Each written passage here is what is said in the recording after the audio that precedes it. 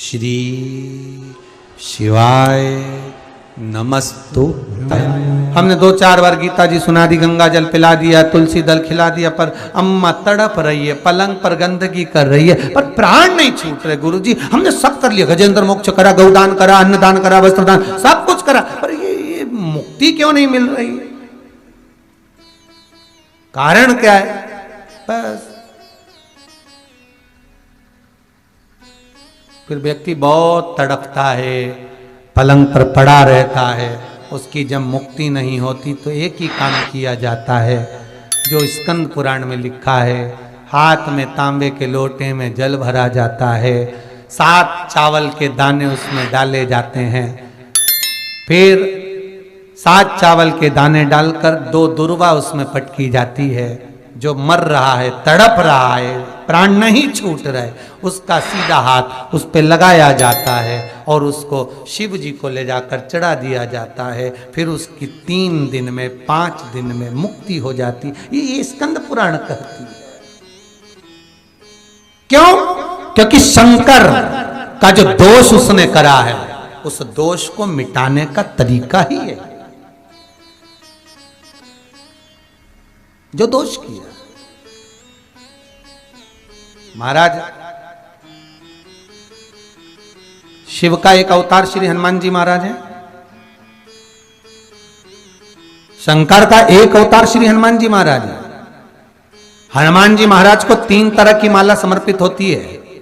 एक आंकड़े के पत्ते की, दूसरी बेलपत्र के पत्ते की, तीसरी पीपल के पत्ते कर कर हनुमान चालीसा का पाठ कर कर 3 बार स्मरण कर कर माला श्री हनुमान जी को पहना दीजिए।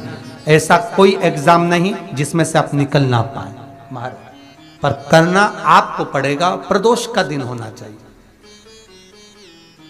प्रदोष के दिन भगवान, और प्रयास जहां तक हो सके प्रदोष काल में अगर चढ़ाएंगे तो ज्यादा फलदायी रहेगा। प्रदोष काल के। तीसरी है आंकड़े की माला महाराज। आंकड़े के पत्ते की जो माला होती है, यह माला कार्य की सिद्धि के लिए होती है। इसमें एक एक आंकड़े के पत्ते पर सीताराम लिखा जाता है। मात्र एक पत्ता ऐसा होता है जिस पत्ते पर सीताराम नहीं लिखा जाता। 108 पत्ते में से एक पत्ता, बस उस पत्ते को हथेली में रखकर उल्टा हाथ आपको रखना है और अपनी कामना कर कर उस पत्ते को बांध देना है। ये जरूरी नहीं है कि 25 के बाद बांधो, 50 के बाद बांधो या 100 के बाद बांधो, आपकी मर्जी पड़े। उस खाली पत्ते को कहीं पर भी बांध दीजिए और उस माला को अपनी कामना कर कर श्री हनुमान जी महाराज को समर्पित कर दीजिए महाराज। इसके लिए कोई तिथि, कोई दिन, कोई वार निश्चित नहीं है। बस ये माला जब हनुमान जी को चढ़ जाए तब एक घी का और एक तेल का दिया हनुमान जी के सम्मुख में लंबी बाती का लगा देना है महाराज। एक घी का, एक तेल का, और अपनी कामना कर कर आप आ जाइए। आपकी वो कामना 2.5 महीना या 3 महीना, इससे ज्यादा नहीं जाएगा, वो कामना बाबा पूरी करेगा। क्योंकि शिव और हनुमान ये सब एक ही स्वरूप है। अब आप कहेंगे महाराज जी ये कौन सी पुराण से लिया है? तो आप इसको लिंग पुराण के अंदर देख सकते हैं। आप गीता प्रेस गोरखपुर की लिंग पुराण लीजिए, उसके अंतर्गत आप इसका व्याख्यान वर्णन पढ़ सकते हैं महाराज। एक एक क्रम हमारे शास्त्रों का हम उसको बस ज्ञात करें, हम इधर उधर डोले नहीं। हमारी पुराणों में इतने लेख लिखे गए हैं, उसको ही अगर हमने निकाल लिया तो हम जीवन में सुख पा सकते हैं, हम दुखी नहीं हो सकते। गौ माता जैसे ही बोली कि ब्रह्मा जी को सिर मिल गया, झूठ बोल दी महाराज। जैसे ही बोला शिवलिंग में से आकाशवाणी आ गई, ए गौ माता तू झूठ बोल रही है, तू जगत की मां होकर, ए गौ माता तूने झूठ बोला है, मैं तुझे श्राप देता हूं गौ माता। ए गाय मैं तुझे श्राप देता हूं, तेरा पूरा शरीर पूजा जाएगा और तेरा मुख अपूज्य माना जाएगा। हिंदू धर्म में सारे दान आगे से होंगे, वस्त्र दान, स्वर्ण दान, मुद्रा दान, कन्यादान, अन्नदान, भूमि दान, जितने भी दान होंगे वो आगे से होंगे, पर गौदान कभी आगे से नहीं होगा। गाय का दान गाय की पूंछ पकड़ कर किया जाएगा, क्योंकि तू झूठ बोली है। तू असत्य बोल। गौ माता तूने झूठ कहा। हिंदू धर्म में सारी परिक्रमा आगे से होगी, मंदिर की, देवालय की, देवता की, नदी, तालाब, सरोवर जिसकी भी करेंगे वो आगे से करेंगे। पर ये गौ माता, शिव कह रहे हैं, शंकर की वाणी निकली है, तो झूठ बोली है, तेरी परिक्रमा पीछे से प्रारंभ हो। इसीलिए गौ माता की परिक्रमा गाय के पूंछ से प्रारंभ होकर पूंछ पे विराम होता। तो झूठ बोली। गौ माता के नयन से जल बहा और नयनों से जल बहकर गौ माता कहती है कि ब्रह्मा के कारण आज मुझे झूठ बोलना पड़ा और शिव का मुझे श्राप लगा। ब्रह्मदेव बोले ये आकाशवाणी झूठी है जो गौ माता को श्राप दे रही है। फिर कहूं आपको, किसी से मत डरो, माता पिता बड़े बुजुर्ग कोई से मत डरो। शिव पुराण कहती है पर अपने कर्म से जरूर डरना, क्योंकि कर्म का भोग तो परमात्मा को भी भोगना पड़ता है। गौ माता ने एक झूठ बोला, श्राप मिला कि तेरा मुख अशुद्ध होगा। कर्म का भोगना, और वो भोगना पड़ेगा। इसलिए फिर निवेदन है, मत बुरे कर्म कर बंदे वरना पछताएगा। भगवान की आंखों से तू बच नहीं पाएगा, तू बच नहीं पाएगा। सिम कार्ड लगा हुआ है, उसको सब पता है। तुम सत्य बोल रहे हो कि असत्य बोल रहे हो? कितना झूठ, कितना कपट, कितनी बेईमानी, कितना प्रपंच, कितना धर्म, कितना अधर्म, उसके पास सारा लेखा मिलेगा। जब जाओगे फाइल तैयार, पूरा हिसाब लेगा। 21,600 श्वास जो प्रतिदिन इस मनुष्य के शरीर से निकल रही है, एक एक श्वास का पूछेगा, एक एक श्वास का। बोल कहां गवाई, भजन कितना करा, शिव पुराण कितनी सुनी, और कितनी सुंदर बात लिखी है महाराज वेद व्यास जी ने कि जितना तुमने दान करा, पुण्य करा, सत्कर्म करा, भजन करा, कीर्तन करा, तुम्हारे मरने के समय पर तुमने कपट करा, झूठ बोला, बेईमानी करी, प्रपंच करा। क्योंकि तुम अच्छा काम भी करते हो तो झूठ भी बोल देते हो, तुम अच्छा काम करते हो तो कपट भी कर लेते हो, तुम अच्छा काम करते हो तो प्रपंच भी कर लेते हो। तो तुमने जो पुण्य करा वो समाप्त भी तो होता है ना भाई। व्यक्ति 10,000 रुपए महीना कमा रहा है, पर खर्चा भी तो जोड़ रहे उसका। तुम्हें तो लगा 10,000 रुपए महीना, अब खर्च जोड़, गैस की टंकी, बोलते तो जाओ, गई 700 की, बिजली का बिल 1,000 रुपए का, बच्चों की ट्यूशन फीस, फिर मेहमान आ गए, फिर घर का खर्चा, राशन का सामान। उसने तो 10,000 रुपए महीना कमाया, पर मालूम पड़े 10,000 तो कमाया, ऊपर से कर्जा अलग हो गया। मालूम पड़े मोहल्ले में शादी निकल गई, रिश्तेदारों में शादी निकल गई, जाना आना पड़ गया, पैसा तो खर्च हो गया, तो कर्जा बढ़ा कि नहीं बढ़ा? बस उसी तरह हमने पुण्य तो खूब कमाया, 10,000 रुपए महीना, पर खर्चा भी तो देखो। किसी को गलत दृष्टि से देख लिया, खत्म। झूठ बोल दिए, खत्म। अपशब्द बोला, खत्म। अब मालूम पड़े मरे तब तक वो 10,000 रुपए महीना कमाया तो खूब था, पर वो पुण्य सारा समाप्त हो गया, पाप इतना बढ़ गया। और ऊपर जाते से झगड़ा कर रहा, हमने तो खूब दान करा था, सियोर वाला महाराज ने कथा करी तो हमने तो खूब दान करा, हमने तो पुण्य भी करा, हमने तो ये भी करा, हमने तो वो भी करा, फिर हमारा पुण्य कहां गया? तो यमराज के सब खत्म हो गया। नीचे से जब तू चला, इतना झूठ बोला, पुण्य तो खूब कमाया, पाप भी तो देख, खर्चा भी तो हुआ, सब समाप्त। ऊपर जाके रो दिया, अब क्या होगा तेरा कालिया? अब होगा क्या? बस रो। नीचे लोगों ने बस इतना बड़ा फोटो टांग दिया इस्माइल वाला, अब ये भी नहीं पता पड़ रहा कि ऊपर कितना दोचा जा रहा, बस इस्माइल वाला फोटो टंग दिया।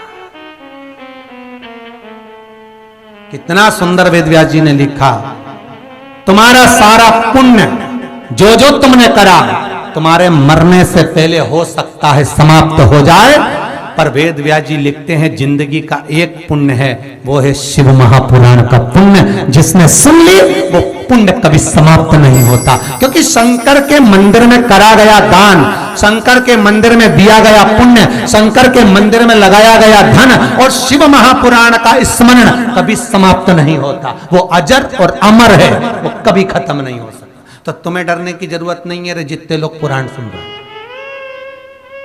जितने लोग शिव पुराण सुन रहे हो, डरना मत ही बिल्कुल भी। यमराज आ भी जाए, जैसे वो राम जी महाराज ने हनुमान जी को भेजा था ना मुद्रा ढूंढने के लिए कि चले जा दादा, यमराज तेरे से डरे, आएगा ही नहीं मुझे लेने, और ऊपर से खबर आ रही कि आओ आओ, अगर आ गया तो वापिस जाएगा ही नहीं।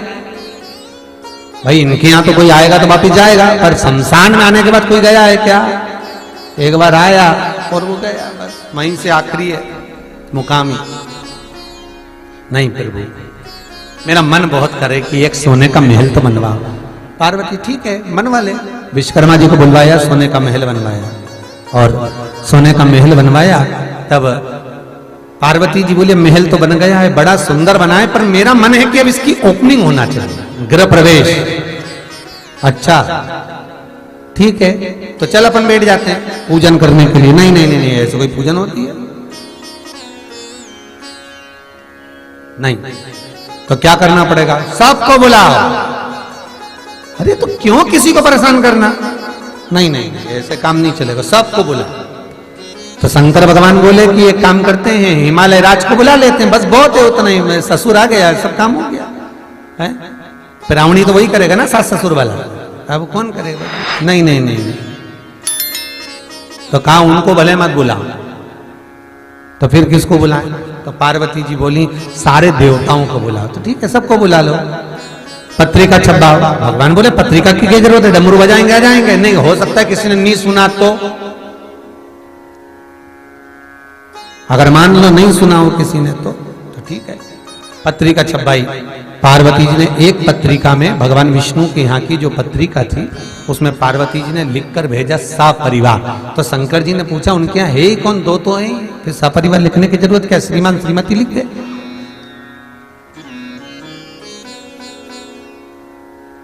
क्या करना लिखकर? नहीं नहीं नहीं नहीं, मैं तो भेजूंगी, और पत्रिका भेज दी। भगवान विष्णु के यहाँ जैसे ही पत्रिका गई तो भगवान विष्णु ने तुरंत उसी समय पर लक्ष्मी जी से बोले पहली बार शंकर जी के यहाँ कोई काम आया है, अपना फर्ज है, अपने को जाना चाहिए। लक्ष्मी जी बोली मेरे तो 2 दिन से पेट दुख रहा है, जाके करूंगी क्या? नहीं, जाना तो पड़ेगा, अपने को पहुंचना तो है। अब भोलेनाथ जी ने जिंदगी में कभी किसी कुछ मकान तो बनाया नहीं, पहली बार तो बनाया, और जाए नहीं तो क्या मतलब का। चलो बाबा विश्वकर्मा जी शंकर भगवान से करें पूजन में बैठो। पार्वती जी बोली अभी थोड़ा ठहरो। शंकर जी बोले मुहूर्त निकल जाएगा, पार्वती पूजन में बैठो ना, क्या दिक्कत है बैठने? नहीं नहीं, बैठो पूजन। आखिरी में जब गरुड़ पर बैठकर लक्ष्मी जी आई तब माता पार्वती ने कहा अब मन करता है कि पूजन में बैठूं, पर थोड़ा सा रुक जाओ, थोड़ा सा रुकिए। भगवान बोले क्यों? जरा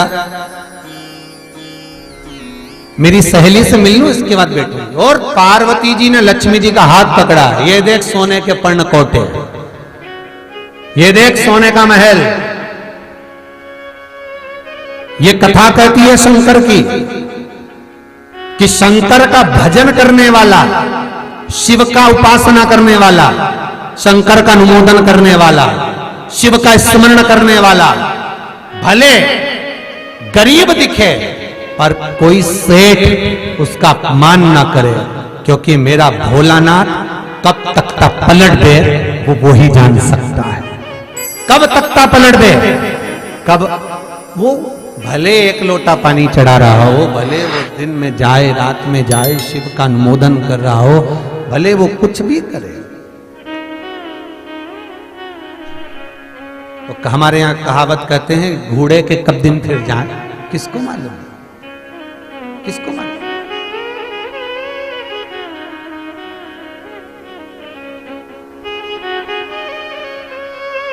कभी छोटा ना समझो। माता लक्ष्मी ने माता पार्वती को छोटा समझ लिया।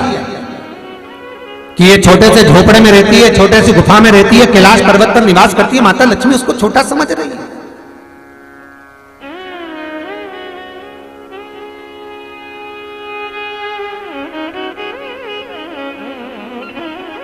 बहुत छोटा सा, पर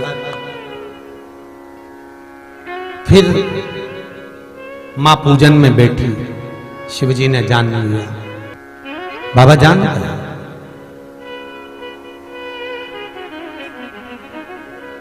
शंकर भगवान ने देख लिया कि ये जो है माता पार्वती, भगवान शिव जान गए कि ये केवल जो सोने का महल बना है इसके पीछे विवाद हो रहा है और इस विवाद को समाप्त करना जरूरी है।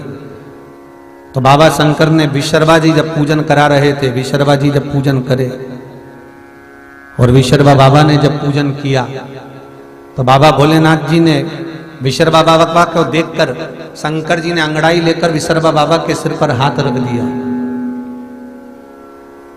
शिव जी ने विशर्वा बाबा पर हाथ रखा और विशर्वा बाबा पर हाथ रखा तो विशर्वा जी ने तुरंत माता पार्वती से कहा, मां भोलेनाथ, मैंने मकान का मुहूर्त करा दिया, अब दक्षिणा दीजिए। तो शंकर जी बोले, मांगो क्या चाहिए? तो विशर्वा बाबा बोलते हैं, आपसे नहीं लूंगा, पार्वती जी ने घर बनवाया है तो पार्वती जी से विशेष बधाई लूंगा और आशीर्वाद लूंगा और पार्वती जी से ही दक्षिणा लूंगा। पार्वती जी बोली, आज मैं बड़ी खुश हूं, मैं बड़ी प्रसन्न हूं, आज मेरे बड़ा आनंद छाया हुआ, आज मेरे मन में, मेरे चित्त में, मेरी वृत्ति में बड़ा आनंद, बड़ा आनंद है। मांगो विशर्वा बाबा, तुम्हें क्या चाहिए मांग लीजिए, तुम्हें क्या। विशर्वा जी बोले, पहले वचन दो कि जो मांगूंगा वो देना पड़ेगा। वचन देती हूं, जो मांगोगे वो दूंगी। शंकर जी के साथ बैठी हो माता जी, झूठ मत बोलना, बिल्कुल नहीं, असत्य तुम बोलते ही नहीं, सत्य में ही जीते। वचन वचन। विशर्वा बाबा ने कहा, बस दक्षिणा में ये सोने का महल दे दो।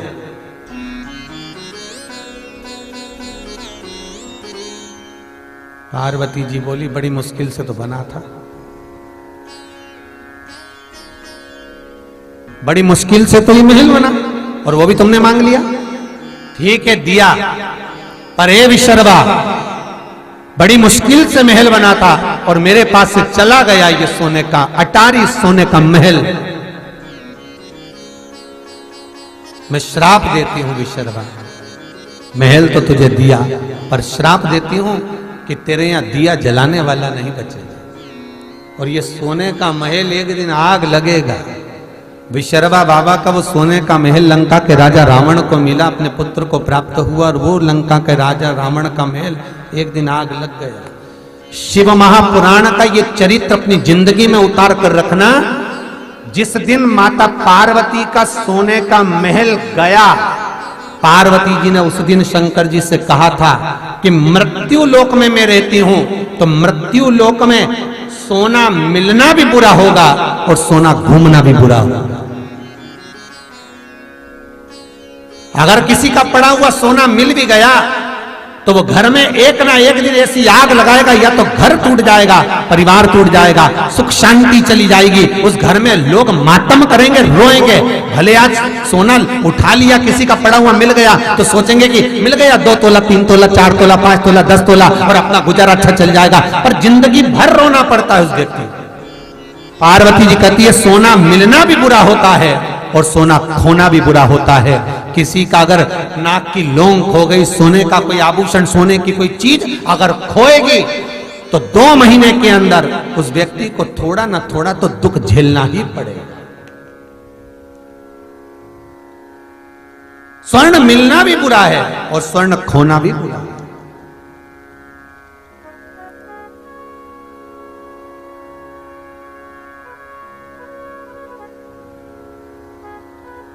अगर कोई वस्तु आपकी कहीं चली जाती है तो सांस चिल्लाती है, कहां खो दिया? तो सांस को सोने से मतलब नहीं है, सांस वो देखती है कि आने वाला समय दुखपूर्ण होगा, इसलिए संभाल कर रखो, पहनो, रखो, संभालो, ध्यान रखो।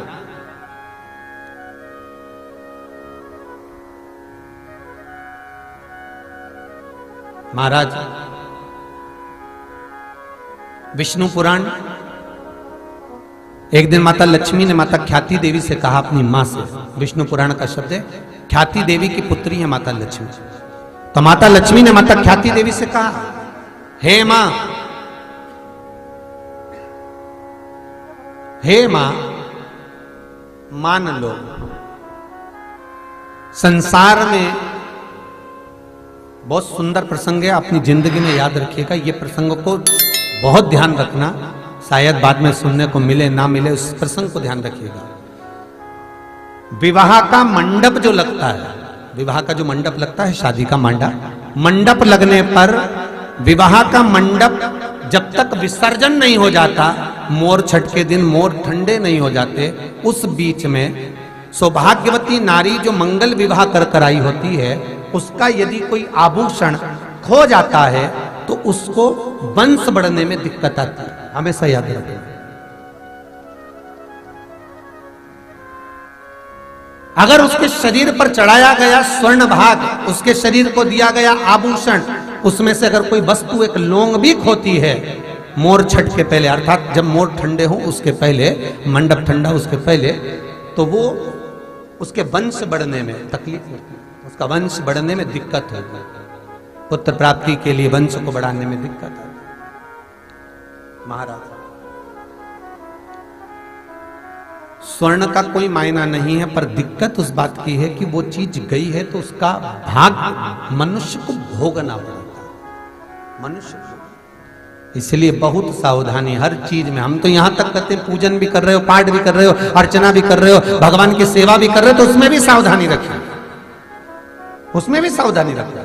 आपको लग रहा है कि बहुत तेज हवा चल रही है, बहुत तेज वायु चल रही है और मैं जो दिया लगाऊंगी वो ठंडा हो जाएगा, मत लगाओ। आपको लग रहा है कि ये मैं दिया लगाऊंगी ठंडा होगा, तो मत लगाइए। एक मन का दीप जलाइए, भगवान से निवेदन करो, हे भोलेनाथ, हे शंभु, हे त्रिकालदर्शी, हे कैलाशी, बहुत तेज वायु का संचार हो रहा है, मैं दीप नहीं लगा रही। पर यह मत सोचना कि मैंने दिया नहीं लगाया, मैं लेकर आई हूं, बाती भी है साथ में। पर बाबा, इस दिए को मैं इसी मंदिर में रख कर जाती हूँ, कोई तो आएगा बाद में लगा कर जाएगा। मैं आज इस हृदय की बाती से, हृदय के दीप से आपको प्रसन्न करना चाहता हूं। मन मेरा मंदिर, आंखें दिया बाती, होठों की है थालियां, रोम फूल बाती। मैं आपको भाव से लिखा, कह दिया विशर्वा जी तुम नष्ट हो जाओगे, तुम्हारा ये धन, तुम्हारा ये वैभव, तुम्हारी ये संपदा किसी काम की नहीं रहेगी, सब नष्ट। महाराज, शंकर की कथा कहती है, शिव महापुराण कहती है कि भगवान भोलेनाथ भूत भावन भूतेश्वर मेरे शंकर जो आनंद में रहते हैं, सीधे हैं, भोले हैं, उनको जान नहीं पाए देवऋषि नारद। आज देवऋषि नारद तप करने के लिए गए और बाबा देवऋषि नारद ने जब तप करा, साधना करी, कामदेव भी उनकी समाधि को जब नहीं तोड़ पाए, तो देवऋषि नारद के मन में अभिमत्ता आ गई, अभिमान आ गया कि मैंने काम को जीत लिया। जीत कर देवऋषि नारद सीधे पहुंच गए भगवान शंकर के द्वार पर, भगवान शिव के द्वार। और भगवान शंकर के दरवाजे पर जब देवऋषि नारद पहुंचे, देवऋषि नारद भगवान शिव के द्वार पर पहुंचे, तो भगवान शंकर ने देखा देवऋषि नारद आए। बोलो क्या चाहिए, क्या दें आपको? देवऋषि नारद आप यहां पधारे हो, कैसे आना हुआ? देवऋषि नारद कहते हैं, भोलेनाथ, जिस कामदेव को आप नहीं जीत पाए, उस कामदेव को मैंने जीता। आप काम पर विजय प्राप्त नहीं कर पाए, आप कामदेव को नहीं जीत पाए, क्योंकि जब भगवान शंकर तप करने के लिए बैठे थे, जब भगवान शिव साधना करने के लिए बैठे थे, उस समय पर तप करते समय कामदेव भी आया और कामदेव समाधि को तोड़ना चाहता है, पर नहीं टूट पाई समाधि। फिर कामदेव आया वापस और कामदेव ने तीक्ष्ण बाण जब चलाए, कामदेव ने जब समाधि को तोड़ना चाहा, तीक्ष्ण बाणों पर बाण जब कामदेव ने दिए, तब भगवान शंकर के तीसरे नेत्र द्वारा कामदेव जलकर भस्म हो गए। कामदेव भस्म। तो यहां शिव पुराण कहती है कि देवऋषि नारद की समाधि को, तप को, साधना को कामदेव नहीं तोड़ पाए, पर भगवान शंकर के तप को, साधना को, समाधि को कामदेव तोड़ दिए। एक बहुत सरल सी विषय है महाराज, ये बात तो कई लोगों ने पूछा, कई लोगों ने प्रश्न भी किया, गुरुदेव शंकर जी तो इतने समाधि में लीन रहते थे, फिर कामदेव क्या लगा उनके आगे? अगर शंकर इतने समाधि में लीन रहते तो कामदेव से मतलब क्या उनको? वो कामदेव ने शिव की समाधि को क्यों तोड़ दिया? शंकर की समाधि को कामदेव ने क्यों तोड़ा?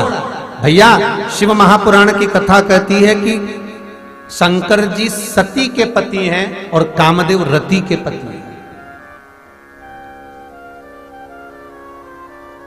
अब ईमानदारी से बोलो रे भाई, तुम्हारी बहन का पति आज तुम्हारे घर पर आए और तुम्हारा पति उससे अच्छे से बात ना करे तो तुम्हें कैसा लगेगा? अरे बोलो तो, अच्छा लगेगा क्या? तुम्हारी बहन का पति आया इतनी दूर से मिलने के लिए और तुम्हारा पति जो है दुकान छोड़कर ही नहीं आ रहा, ऑफिस छोड़कर ही नहीं आ रहा, अपना काम छोड़कर ही नहीं आ रहा, और आया भी तो मिला ही नहीं, 2 मिनट नहीं मिला, बस आया और गया। तो दूसरी बार कोई आएगा? और पार्वती जी क्या, तो सती, भगवान शंकर को लगा कि मैं सती का पति हूं, कामदेव रति का पति है, और यदि आज रति का पति मेरी धर्म पत्नी सती की पत्नी का पति आया है, साडू भाई आया है, और अगर मैं खड़ा नहीं होऊंगा, नेत्र नहीं खोलूंगा, तो लोग क्या कहेंगे, क्या बोलेंगे? तो जैसे ही कामदेव आए, बाणों पर जब बाण चलाए, शंकर जी ने नेत्र खोल लिया, क्योंकि मेरे रिश्तेदार आए हैं, और अगर रिश्तेदार आए तो भाई देखो थोड़ा बहुत तो निभाना पड़ता ही है, चाहे कुछ भी हो, जरूरी है। हम तो आपसे भी कहते हैं भगवान से कोई रिश्तेदारी अच्छी बना लो, भगवान से पहचान, एक संबंध ऐसा बनाओ कि ये हमारा ये रिश्तेदार है। शंकर हमारा पिता, शंकर हमारा दादा, शंकर हमारा भाई, शंकर हमारा सखा, शंकर हमारा मित्र। शिव से कोई संबंध ऐसा बना लो कि जब समय भगवान के पास खबर जाए कि प्राण छूट रहे हैं, वो दरवाजे पर आ रहा है, तो मेरा शंकर, मेरा ओघड़दानी, मेरा शिव तुम्हें तुरंत स्वीकार कर ले, तुरंत।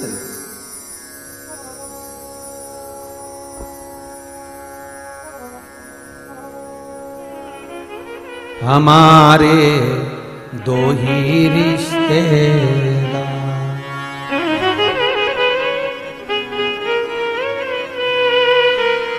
बाकी के कोई है? एक हमारे भोले बाबा, दूजी गोरा रानी सरकार, हमारे दो ही रिश्तेदार। भतीजा हमारा गणपति लाला, भतीजी हमारी अशोक सुंदर, बड़ा भतीजा कार्तिक प्यार। सब हमारे संबंधी रिश्तेदार नाते। जया विषहरा श्यामली बारी, दो तली है सबसे प्यारी। शंकर जी की 6 लड़कियां, जया, विषहरा, श्यामली बारी, दो तली देव,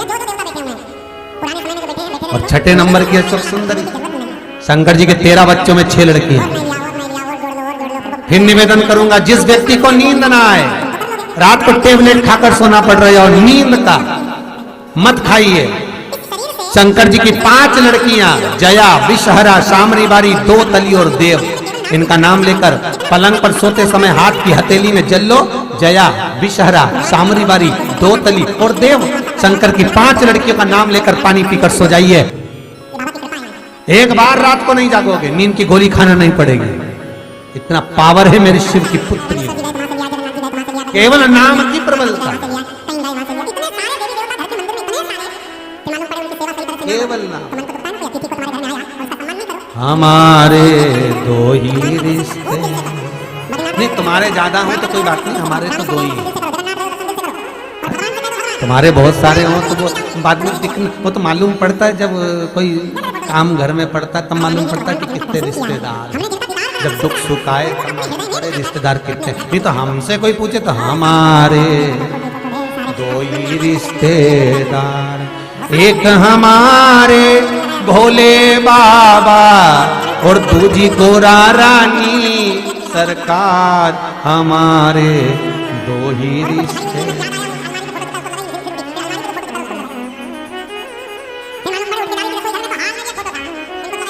बाकी के ना कोई रिश्ता ना कोई झंझट, जितने रिश्तेदार बनाओगे ये सब लुटेरे चोटे, सब लुटेरे हैं।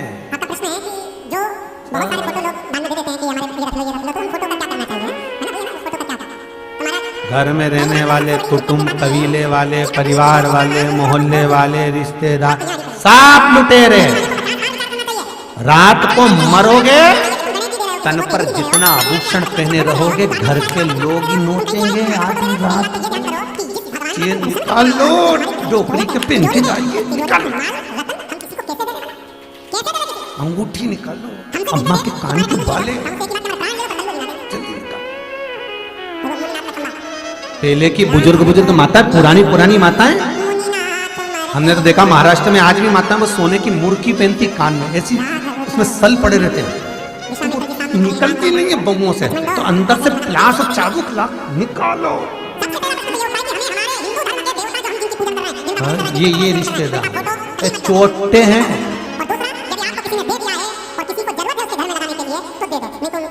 लूटेंगे जब तक जिंदा हो, तुम्हारी श्वास भी लूटेंगे जब तक जिंदा हो, जितना लूट सकते हैं लूटेंगे। बेटा कहेगा पापा 500 रुपए दो, मम्मी जरा ये दो, कपड़े बनवाओ, ये बनवाओ, शादी करा, ब्याह करा, संबंध नाते रिश्ते सब लूटेंगे। अंत समय में मर गए तो तन पर पड़ा हुआ एक एक कपड़ा तक नोच लेंगे, जो पड़ा है वो भी। और अगर यहां नहीं नोचेंगे घर में तो सजा धजा कर शमशान में रह जाएंगे, और आग लगाने से पहले तन पर जो कपड़े रखे रहेंगे वो तक नोच लेंगे। फाड़ो निकालो, जैसा आया था वैसा ही जाएगा।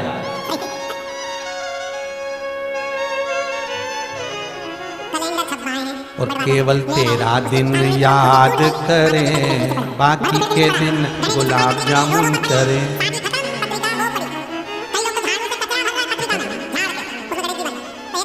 क्या करेंगे? तेरा दिन याद करें, क्यों रे मन सुमिरन क्यों नहीं करे। केवल तेरा दिन, माला भी पहनाएंगे, 2 अगरबत्ती भी लगाएंगे फोटो के सामने, सब इधर से उधर तक बैठे मिलेंगे। तीसरे के दिन सब एक दूसरे का मुंडा देखेंगे, बोलेंगे अच्छा था निपट गया, चले गया। जिस बैंक के अकाउंट से आया था उसी में खाते में जमा हो गया।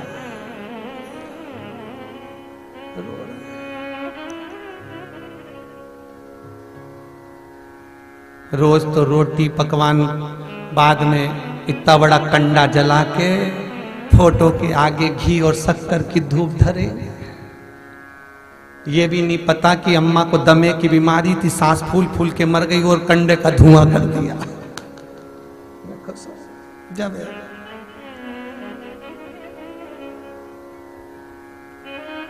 तो 13 दिन के बाद में सब खीर पूड़ी नुक्ती सेव सब खाएंगे, फिर अम्मा को दीवार पे टांग देंगे।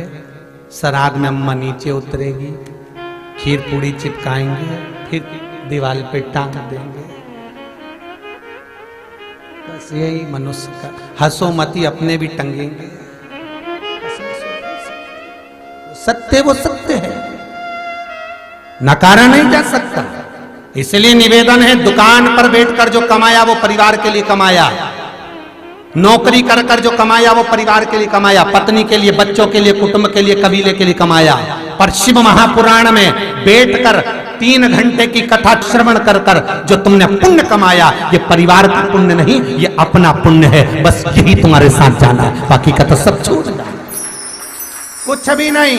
जमीन जायदाद दौलत संपदा सब पड़ी,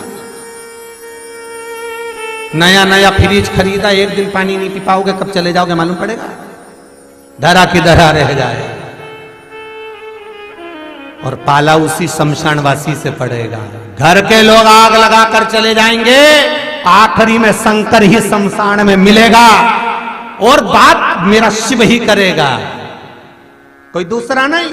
शिव महापुराण की कथा कहती है 10 दिन तक जीवात्मा, गरुड़ पुराण कहती है 10 दिन तक जीवात्मा घर की अटारी पर रहती है। 10 दिन। कब? जब 10 दिन तक जीवात्मा के लिए धूप निकाली जाती है, दिया लगाया जाता है, तब जीवात्मा घर पर जाती है, नहीं तो 10 दिन तक जीवात्मा शमशान में निवास करती है। शंकर के साथ उसकी चर्चा होती है। देख तेरे परिवार वाले तेरे मरने के बाद कोई यहाँ शमशान में पूछने नहीं आ रहा है, तीसरे के दिन आएंगे खारी समेटने के लिए, शंकर कहते हैं। इसीलिए वही रिश्तेदार सबसे अच्छा है, वहीं मिलेगा, वहीं पे अच्छे से बातचीत करेगा। अगर अच्छे से कथा सुन लोगे तो वहां बैठ के अच्छी तुम्हारी खातिरदारी भी कर लेगा, तुम्हें पानी वानी पिलाए से भोजन भोजन करा, नहीं तो मैं 3 दिन तक तो कोई झांकने नहीं आएगा, 2 दिन तक ही भूखे मरोगे। शिव का स्मरण करा है, शंकर का यदि अनुमोदन करा है तो डरना नहीं है। यमराज भी क्या करेगा, स्वयं जब हनुमान जी महाराज शिव के ही अवतार, राम जी के सम्मुख में नहीं आया यमराज, क्या करेगा।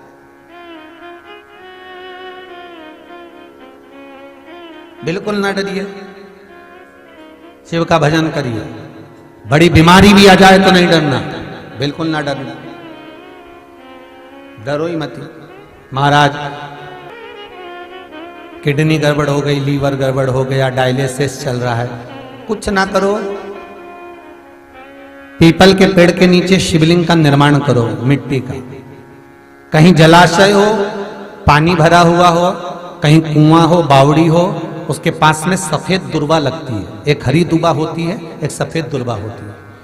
सफेद दुर्वा को उखाड़ लो, पीपल के पेड़ के नीचे शिवलिंग का निर्माण करो, प्रदोष के दिन शाम के समय उसकी पूजन करो, सफेद दुर्वा शंकर भगवान पर समर्पित करो। वो दुर्वा जो चढ़ाई है उसको पूजन करने के बाद उठा कर लिया, शिवलिंग का विसर्जन कहीं पर भी कुआं, बावड़ी, तालाब, नदी, जलाशय में कर दीजिए। वो जो दुर्वा लेकर आए हो, जिसका डायलिसिस चल रहा है, उस व्यक्ति को वो दुर्वा सुबह के समय 1 दुर्वा प्रतिदिन खिलाना चालू करो। 3 दिन, 4 दिन, 5 दिन तक जैसा भी डायलिसिस चल रहा है, उसके बाद दुर्वा खिलाने के बाद में फिर कैटरीना की जांच करो, आपको मालूम पड़ेगा कि धीरे धीरे डायलिसिस बंद होने लगा। ये 2-3 प्रदोष करो, नियम से करो और शिव का स्मरण कर कर कर।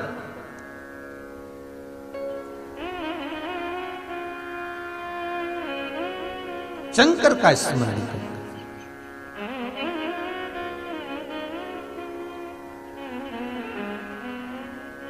आप 2-3 प्रदोष करोगे, धीरे धीरे धीरे धीरे आराम लगना प्रारंभ होगा।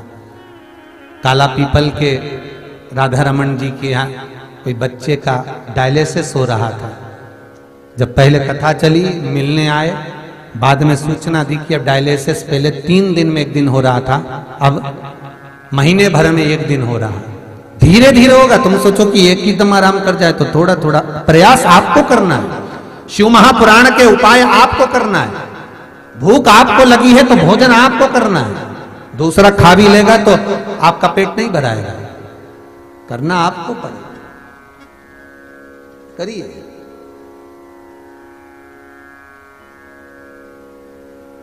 शिव का स्मरण करा। महाराज अनुमोदन करा हुआ सुख पाता है। तो देवर्षि नारद के मन में यह बात आ गई, तो देवर्षि नारद ने शंकर भगवान से कहा, आप कामदेव को नहीं जीता है, मैंने जीता है। शंकर भगवान ने कहा, आपने जीता है? वाह देवर्षि नारद, बहुत बढ़िया। और देवर्षि नारद को शंकर भगवान ने अपने गले की रुद्राक्ष की माला निकालकर देवर्षि नारद को पहना दी। ले नारद जी। नारद जी ने माला पहनी। पर शंकर भगवान ने कहा, देवर्षि नारद, जो बात तुमने मुझसे कही कि मैं काम को नहीं जीत पाया, आपने जीता, ये बात आप भगवान विष्णु को मत कहना, क्योंकि जिससे बहुत प्रेम होता है, जिससे बहुत स्नेह होता है, उसके लिए एक शब्द नहीं सुना जाता। प्रेम की जो पराकाष्ठा है, प्रेम का जो भाव है,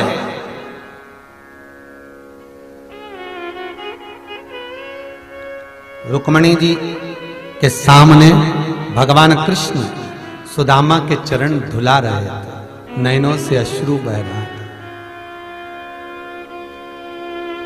रुक्मणी जी ने जब सुदामा के चरण भगवान ने धुला दिए और रुक्मणी कृष्ण के साथ जब अंदर जाने लगी तो रुक्मणी ने कहा कि ये आपका मित्र, इसके पास पहनने के लिए कपड़े तक नहीं।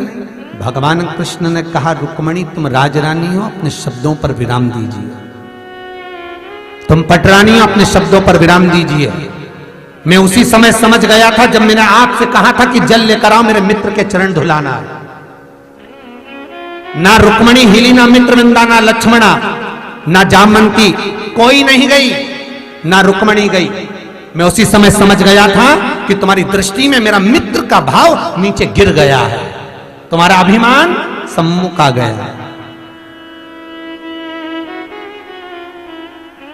महाराज, किसी ने सही कहा है, अहंकार बता देता है कि धन कितना है और संस्कार बता देता है कि परिवार कैसा है। धन और अहंकार की एक सीमा तुमने दिखा दी। रुक्मणी, मैंने तुमसे कहा जल लेकर आओ, मित्र के चरण धुलाना है। रुक्मणी, तुमने सतभामा से कहा, सतभामा ने लक्ष्मणा से कहा, लक्ष्मणा ने मित्रविंदा से कहा, मित्रविंदा ने जामवंती से, सब एक दूसरे को कह दिए, पर कोई चरण के धुलाने के लिए जल लेकर नहीं आया। और आखिरी में वो जल एक नौकरानी को, एक सेविका को कहा गया कि सुदामा के चरण धुलाना है, जल लेकर आओ। और वो दासी, वो सेविका जाती है। मैं समझ गया था कि मेरे मित्र का भाव तुम्हारी दृष्टि में घट चुका है।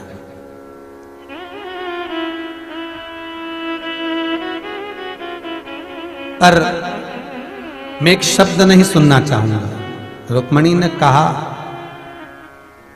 आप हमसे कह रहे हो, हम आपकी प्रिया हैं। भगवान कृष्ण बोले, यही प्रियता तो आज ही दिखाऊंगा। और जब तंदुल खाना चालू करे, 3 मुष्टिक पा गए तो रुक्मणी को हाथ रोकना पड़ा। प्रभु, क्या मुझे भी सुदामा के चरणों में समर्पित कर दोगे? भगवान बोले, रुक्मणी, प्रेम की पराकाष्ठा कितनी है कि सुदामा से जो कृष्ण का प्रेम है, वो प्रेम के आगे धन की कोई कीमत नहीं है, संपदा की कोई कीमत नहीं।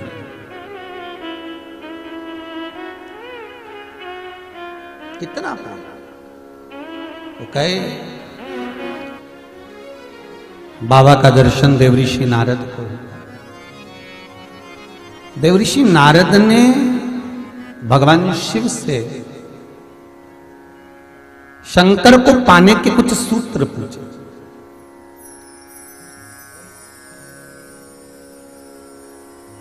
पांच कारण हैं जिससे शंकर हमें प्राप्त हो सकते हैं अंतिम क्षण में।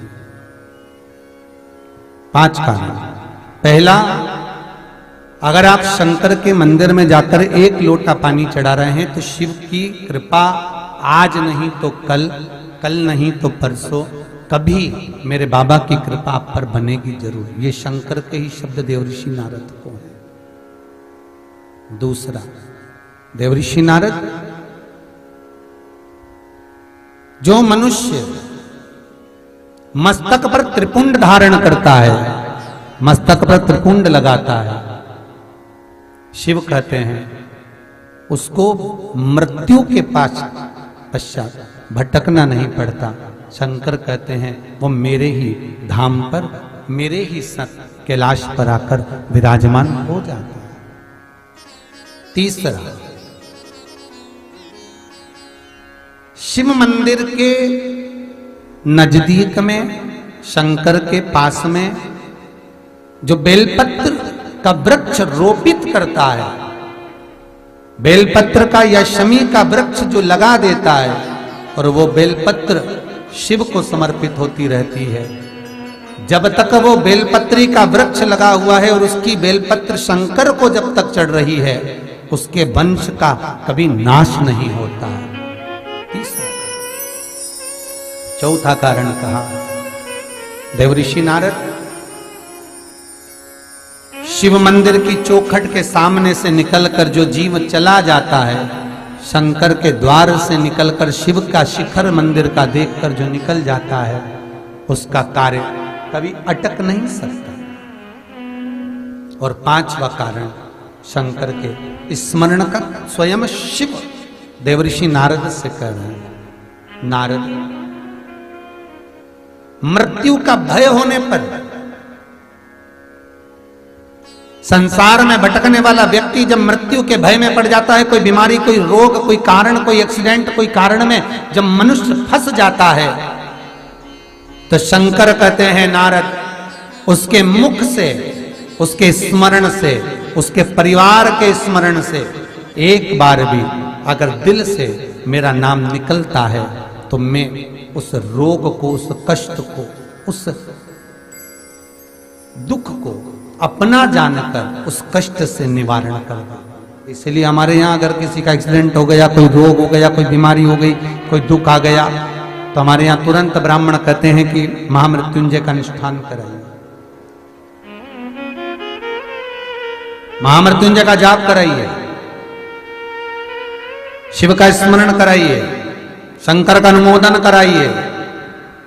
और फिर निवेदन करूंगा, बारंबार कहता हूं, आज फिर निवेदन करता हूं आप सभी से, अगर शरीर में कष्ट है, घुटने कमर में बहुत ज्यादा तकलीफ है, तो प्रदोष के दिन शंकर के, अभी महाशिवरात्रि आने में तो बहुत समय है, पर प्रयास करना कि प्रदोष के दिन शंकर के मंदिर की चौखट पर बैठकर, शंकर के मंदिर के द्वार पर बैठकर, शंकर पर चढ़ी हुई बेलपत्र खाना चबा चबा कर और घर आकर विश्राम करना।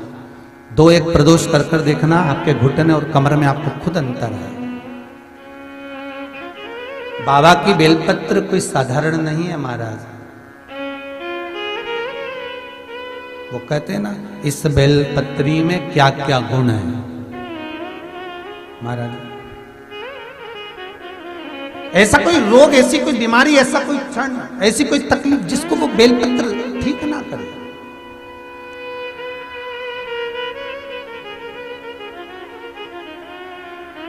भगवान सुख का भान अपने आप करा देता है। जब माता पार्वती जी के साथ में भगवान शंकर का हिमालय राज की नगरी में जब मंगल विवाह होता है,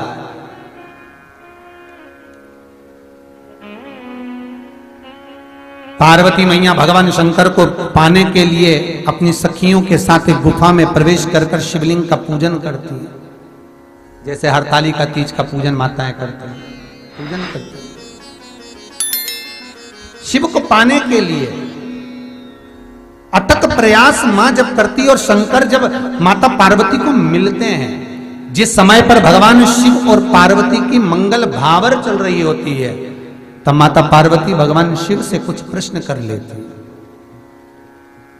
हे भोलेनाथ, हे शंभु, हे त्रिकालदर्शी कैलाश, मेरे मन के कुछ संशय जिनको मैं भावर के समय पर मिटाना चाहती हूं, जिनको मैं इस भावर के समय पर आपसे श्रवण करना चाहता हूं, मेरे वो संशय आप मिटा दें।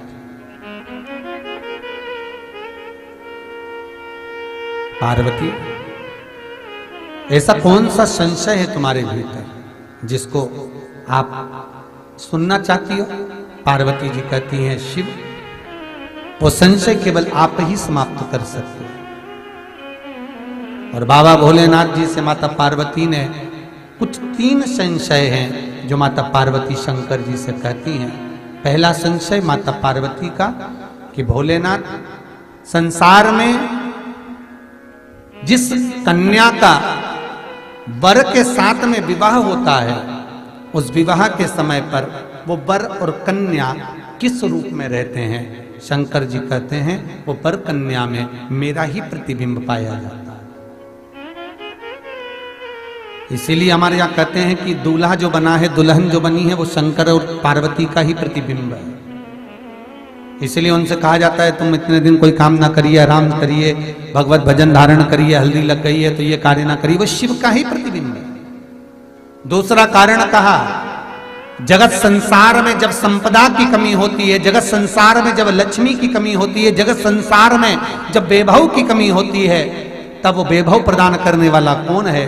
शंकर कहते हैं पार्वती। जिस समय पर वैभव और संपदा की कमी हो, पार्वती संसार का मनुष्य यदि मेरे चरणों का स्मरण करता है, मेरे चरणों का स्मरण करता है, शंकर कहते हैं मैं चोर को जो कुबेर बना सकता हूं, उस कुबेर को उसके घर पर भी भेज सकता हूं। बस मेरे चरणों का स्मरण करे। जब दुख हो, तकलीफ हो, कष्ट हो, वो स्मरण करे। पार्वती जी का तीसरा कारण कहा महाराज, जगत मिथ्या संसार से जब जीव जाए तो उसको आपकी शरणागति किस भाव से मिले? तो कहा पार्वती केवल मेरे नाम का मंत्र उच्चारण ही मुझे प्राप्त करा देता है। ऐसे 3 संशय पार्वती जी के मंगल विवाह पर हुए हैं। भाव भक्ति से आज की कथा को यहाँ विराम की ओर लेते हैं। कल फिर माता पार्वती गणेश जी के पास में बैठकर शंकर जी से कुछ चर्चा करती हैं, बात करती हैं, उसको श्रवण करेंगे। साथ में जिन लड़का लड़की का विवाह नहीं हो रहा है, जिनकी पत्रिका मिलान नहीं होता, लड़का पसंद नहीं आता, लड़की पसंद नहीं आती, मंगल विवाह नहीं होता, या जिनका व्यापार नहीं चलता उसके लिए, और जिनके घर में बच्चे चिड़चिड़ प्रवृत्ति कार्य करते हैं, क्रोध करते हैं, उनके लिए कल की कथा में सुंदर हनुमान जी महाराज का चरित्र, हनुमान जी का पंचमुखी अवतार, 5 मुख हनुमान जी ने क्यों लिए शंकर जी ने, उसका वर्णन कल की कथा में ग्रहण करेंगे। आज की कथा को यहाँ विराम करते हैं। हर हर महादेव हर। वह सर्वस्वता दे दी जाए। नारद, अगर तुम नारायण के सामने जाकर कहोगे कि काम को जीत लिया और शिव नहीं जीत पाए, तो मेरे भगवान को अच्छा नहीं लगेगा।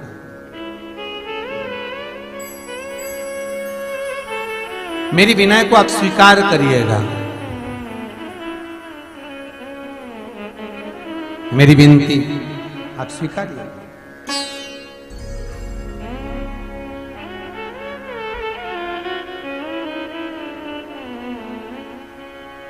मेरा आपसे केवल इतना सा निवेदन है कि आप नारायण के सामने जाकर ये ना कहिएगा, ठीक है? सुना देवऋषि नारद चल दिए। देवऋषि नारद को लगा बताओ इनको तो ईर्ष्या हो गई, मैं जीत गया और ये हार गए। बाहर निकले, गले में से रुद्राक्ष की माला निकालकर नीचे फेंक दी देवऋषि नारद ने।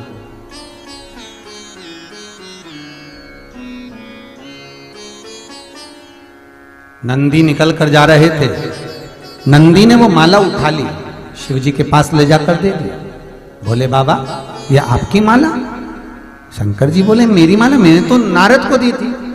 तो पर ये तो वहां पड़ी हुई थी। शिव जी को बाबा भोलेनाथ जी ने कहा सुन नंदी, मेरी चढ़ी हुई माला तू वापिस लेकर मुझे दिया है। संसार में मृत्यु लोक में जो चढ़ी हुई बेलपत्र उठाकर धोकर वापिस मुझे चढ़ा देगा, मैं 1000 गुना पुण्य उसका प्राधान कर दूंगा, 1000 गुना पुण्य उसको दे दो। ये नहीं शिव को कि तुम नूतन ला कर दो। शंकर तो कह रहे हैं एक बेलपत्री ये नहीं है आपके हाथ में, शंकर पर चढ़ी हुई बेलपत्र धोकर वापिस शिव को चढ़ा दीजिए। वापिस कितना सुंदर लिखा है, 1 महीने पुरानी बेलपत्र को पानी छीट कर वापिस चढ़ा दो, शिव स्वीकार कर लेते हैं। और लेकर अपने घर से जाओ। हमारा एक नियम है, जैसा शिव महापुराण में स्कंद पुराण में कहा गया है, वैसे एक नियम बना रखा है हमने कि कोई भी 12 ज्योतिर्लिंग में जाते हैं, जैसे उज्जैनी गए, ओंकारेश्वर गए, केदारेश्वर गए, या मल्लिकार्जुन गए, या त्र्यंबक गए, कहीं पर भी जाते हैं तो हमारे घर से हम बेलपत्र लेकर, एक कहीं बेकार हो जाए, टूट जाए तो कॉपी के पेज में उसको फंसाकर, उसको चिपकाकर लेकर चले जाए, टूटे नहीं। अगर किताब कापी मुड़ेगी भी तो उसके जैसी हो जाएगी। तो नियम बना हुआ है पहले से। अब जिस महादेव का दर्शन करा वहीं पर उसमें से वो बेलपत्र निकाली, पानी का छींटा दिया, बाबा को समर्पित कर दिया। बाबा जैसी भी है आप स्वीकार करना, ये है तो आप ही की। ये आप स्वीकार करिए, ये आप रख लीजिए, ये आपके पास में रखिए। बाबा ये आपका है, ये आप इसको स्वीकारिए, ये आपका समर्पण है। शिव शंकर ओघड़दानी त्रिकालदर्शी कैलाशी अविनाशी मेरा शिव की कथा का मेरे बाबा का चरित्र कह रहा है, विश्वनाथ का चरित्र कह रहा है। महाराज माला शिव जी के पास आ और देवऋषि नारद पहुंच गए बैकुंठ में। श्रीमन नारायण भगवान विष्णु ने पूछा, नारद जी आए, आओ साहब पधारो। तो भगवान नारद जी को लगा कि मैं शंकर जी के यहाँ गया था तो वहां तो बैठने की जगह दी, मेरे को गले में माला पिनाई। यहां तो भगवान विष्णु ने ये भी नहीं पूछा कि बैठ जाओ और जाओ पैसों वालों के घर। पैसे वालों के घर लोग शादी में जाते हैं तो वहां पूछा ही नहीं जाता क्या लाए क्या नहीं लाए, कैसे आए क्या हुआ। एक बार पूछ लेंगे और साहब बढ़िया आनंद, आओ सब खाओ, ग्राउंड में घूमते रहो, चढ़ते रहो। और किसी गरीबड़े के यहाँ शादी में जाओ तो सम्मान देखना, आओ काका जी बैठो साहब, और कुर्सी ला कर बैठो साहब, बैठो विराजो, काका जी थोड़ी देर रुकना है, आराम से जाना, इतनी जल्दी नहीं जाना, और रुक के जाइएगा जरा था आराम से। और भोजन करा कि नहीं करा, ये करा कि नहीं करा, वो करा कि नहीं करा, सारा आदर सम्मान किसी गरीब की शादी में तुरंत मिले। पर दिक्कत यह है ना कि वो शिकार कहां है, शिकार कहां है।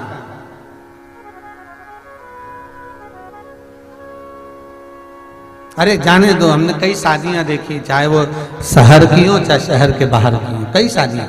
धन वालों के यहाँ शादी में कोई अगर गरीबड़ा जाता भी है तो दरवाजे पे खड़े हुए मुस्कुराते, और गरीबड़े के यहाँ वही व्यक्ति जाता है तो सम्मान आगे पीछे डोलते ले जाते, चलो साहब देखो साहब, पाओ साहब, आनंद पाओ साहब।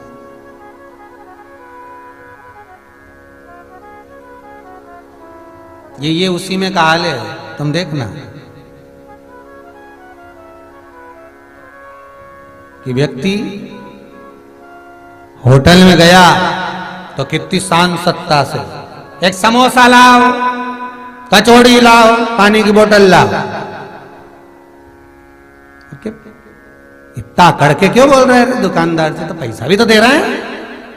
और फिर वही व्यक्ति मदिरा की दुकान पे गया, बाहर खड़े रहे और वो काउंटर पे से धीरे से दे, और कई मदिरा की दुकान पे ऐसे भिखारी जैसे बेचारे, इनको यहाँ पर जैसे रोटी मिल रही हो कहीं लाइन से खड़े, दे दे भैया, दे दे भैया, ऐसे भिखारी।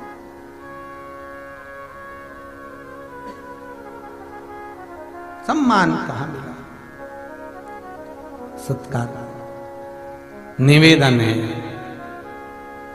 शिव के मंदिर में भले कालीन नहीं बिछा, आपने कभी शंकर जी के मंदिर में कहीं कालीन बिछा देखा है आपने?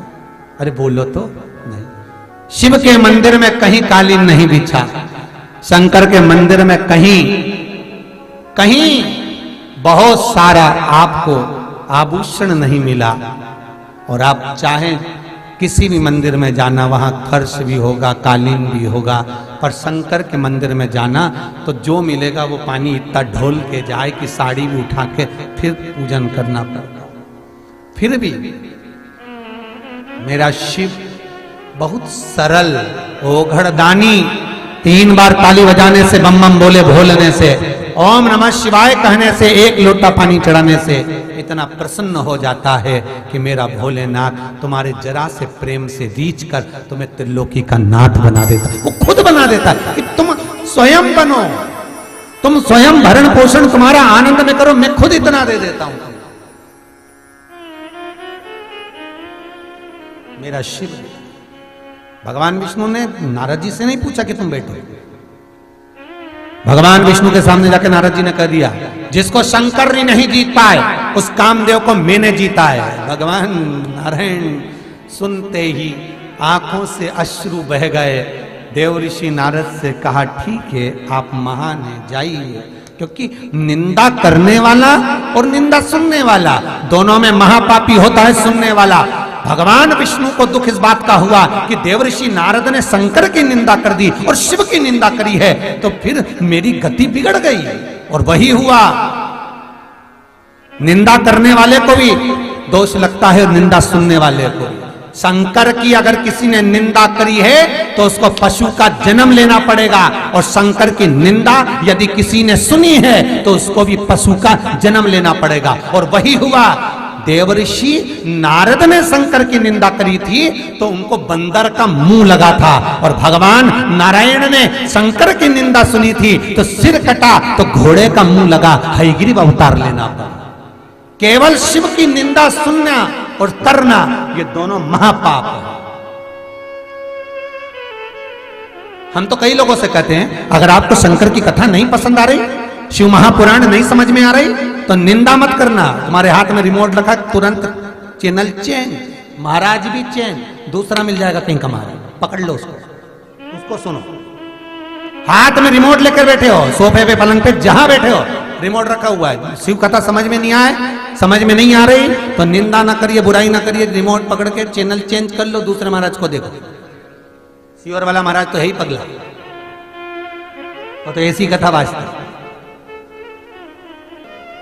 क्या सोचना, हम तो शंकर के जो भगत हैं, शिव का उपासक जो होता है वो ऐसा ही ओघड़ी होता है, अलमस्त रहो, क्या किसको रोइए, चादर तान के सोइए, आग लगे बस्ती में अपन रहो मस्त। कहा मस्त, जिंदगी रो रो कर नहीं निकालना, मस्त रहो।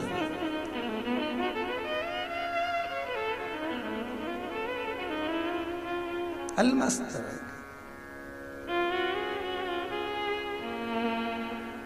एक बुधनी की एक माता जी ने कथा सुन ली शिव महापुराण की, वो इतनी मस्त रहे, इतनी मस्त। एक दिन उसका पति पी के आ गया, अब पी के आया तो उसने उससे कहा रोटी दे, अब मुस्कुरा, अब रोटी दे, अब वो मुस्कुरा। अब इसने शंकर की कथा सुन ली, अब वो भी पी के आया, ये भी पी गई, वो मैं खाने से पी के आया, ये टीवी से पी गई, कथा मैं सुन ली, इसने टीवी का। अब दूसरे दिन पति की तो उतर गई पर इसकी नहीं उतरी, ऐसी तैयार होए, मंदिर जाए, लोटा भर पानी चढ़ाए, घर से थाली माली लगा के जाए, ओम नमः शिवाय बोले। पति के बताओ अभी 3-4 दिन से पहले सोची थी, अब ना जाने ऐसी पागल हो गई, लोटा भर भर के पानी ले जाकर शंकर जी के ऊंडे रही। वो फिर रात के पी के आया, फिर ऐसी करे, रोटी भी नहीं देने, मुस्कुरा। अब बड़ी 2-3 दिन बाद ही अपनी पड़ोस के यहाँ गया, काकी मेरी पत्नी को कोई हवा मवा लग गई, तो उसकी काकी बोली हवा नहीं लगी, शिवर की शिव पुराण लग गई, और जिसको लग गई वो नहीं उतरी, फिर नहीं उतरी। लोग रात रात को शाम मोबाइल देख, कई लोग कहे हम तो रात को कथा सुने, दिन में नहीं मिले, रात को आधी रात को मोबाइल में कथा देखे, पर जब तक नहीं सोए, जब तक वो कथा नहीं मिले, लग गई एक बार, लग गई। बस शंकर का तुमने निंदा कर दी और वो निंदा सहन नहीं हुई। भगवान विष्णु ने कहा जाओ नारद, अब तो तुमने निंदा करी है तो तुम्हारा मुख तो बदलेगा। नारद जी गए, और जैसे ही देवऋषि नारद गए, और नारद जी गए, एक सुंदर राजा का महल दिखा जहां पर स्वयंवर चल रहा था। शीलनिधि राजा की कन्या को देखा, मेरी शादी नहीं हुई, सुंदर मैं बन जाऊं। भगवान से वर मांगा सुंदरता का, मेरा जिसमें हित हो। बंदर का मुख लगा दिया, बैठ गए सभा में। कन्या आई, वरमाला, भगवान विष्णु को बिना माया थी वो तो भगवान की। नारद जी को क्रोध आया, जाकर मुख देखा तो बंदर का था। भगवान विष्णु को अपशब्द कहे, देवऋषि नारद जैसे ही कहे, भगवान बाद में पश्चाताप हुआ, भगवान विष्णु के चरण पकड़ लिए, क्षमा कर दो, मेरा ये मुख ऐसा क्यों बना, वो कारण बता दो। भगवान विष्णु ने कहा, ए देवऋषि नारद, तुमने अपने मुख से शंकर की निंदा करी है। शंकर की निंदा करने वाला और शंकर की निंदा सुनने वाला महापापी होता है। उसको बानर के मुख लगा है, तुमको बंदर का मुख लगा है। नारद जी बोले क्षमा कर दो, कुछ ऐसा उपाय बता दो जिससे मैं इस योनि में आ तो गया हूं, पर ये बंदर का जो मुख है ये छूट जाए और मैं भगवान की शरणागति पालूं। जाओ देवऋषि नारद, अभी तक तुमने नारायण का भजन करा, शंकर का भजन करो। देव ऋषि नारद को भेज दिया चंद्रभागा नदी के तट पर, चंद्रभागा नदी के तट पर जहां पर हरि विठ्ठल शंकर के साथ विराजे हुए हैं। भारत की भूमि पर एक ही भगवान विष्णु का मंदिर ऐसा है जहां पर भगवान विष्णु के सिर पर शिवलिंग है, वो है पंढरपुर में हरि विठ्ठल, चंद्रभागा नदी के घाट पर पांडुरंगा हरि विठ्ठल ईंट पर खड़े, दोनों हाथ कमर पर, और उनके मस्तक पर शिवलिंग विराजा हुआ है। दुनिया में एक ही मंदिर है हरि विठ्ठल। जाओ वहां बैठकर तप करो। देवर्षि नारद ने तप करा, वंदन करा, शिव का दर्शन हुआ, क्षमा करो प्रभु, गलती हो गई। जो सीधा होता है, सरल होता है, लोग उसको जान नहीं पाते, समझते सीधा ही तो है, सरल। प्यारे भक्तों, आज की श्री शिव महापुराण कथा के अध्याय में हमारे पूज्य श्री पंडित प्रदीप जी मिश्रा ने जो भी उपाय बताए हैं, अगर आप इन उपायों को अपने प्यारे भक्तों, आज की श्री शिव महापुराण कथा त्रिवेणी संगम जो कि महाकुंभ प्रयागराज में चल रही है, जिसका आज का पहला दिन समाप्त होने वाला है। तो भक्तों, अगर आपको हमारा यह वीडियो पसंद आए तो वीडियो को दिल से लाइक करके चैनल को सब्सक्राइब जरूर से करें। और भक्तों, आज की श्री शिव महापुराण कथा यहीं समाप्त करते हैं। मिलते हैं दूसरे पार्ट में, तब तक के लिए हर हर महादेव। प्यारे भक्तों, अगर आपने अभी तक हमारे चैनल को सब्सक्राइब नहीं किया है तो प्लीज़ चैनल को सब्सक्राइब करके कमेंट बॉक्स में हर हर महादेव लिखकर अपनी हाजिरी भगवान शिव शंकर जी के चरणों में अवश्य लगाएं। और भक्तों, अगर आप चैनल पर नए हो तो हमारे चैनल को सब्सक्राइब करके वीडियो को एक दिल से लाइक जरूर कर दीजिएगा और कमेंट बॉक्स में हर हर महादेव अवश्य लिखिएगा। तो भक्तों, मिलते हैं एक और नई वीडियो के साथ, तब तक के लिए हर हर महादेव। घर में